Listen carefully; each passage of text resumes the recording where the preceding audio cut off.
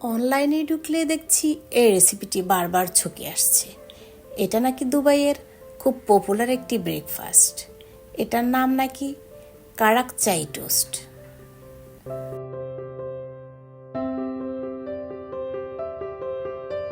আসসালামু আলাইকুম এভরিওয়ান, কেমন আছেন সবাই?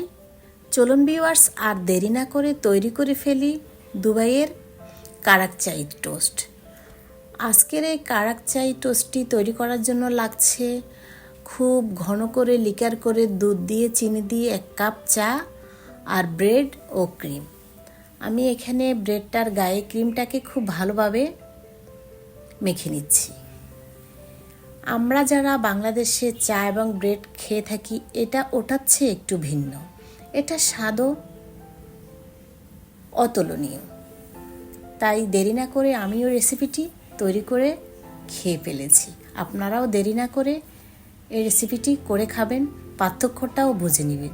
যে খাবারটা এত পপুলার, অনলাইনে বারবার এটা ছকে পড়ছে, এটা একবার খেয়ে দেখুন না কতখানি টেস্ট লাগে।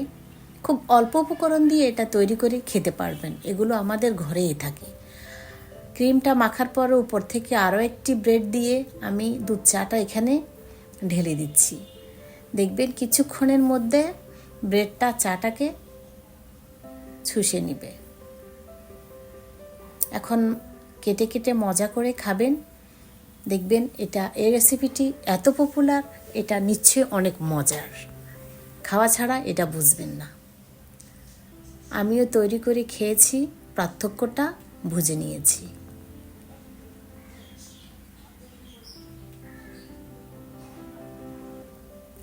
অনেকখানি সফট হয়েছে, দেখুন। অনেক মজার রেসিপি ছিল। আশা করি আপনাদের ভালো লেগেছে। আপনারাও আর দেরি না করে এটা তৈরি করে খেয়ে দেখুন। পপুলার একটি রেসিপি, খেতে তো অবশ্যই হবে।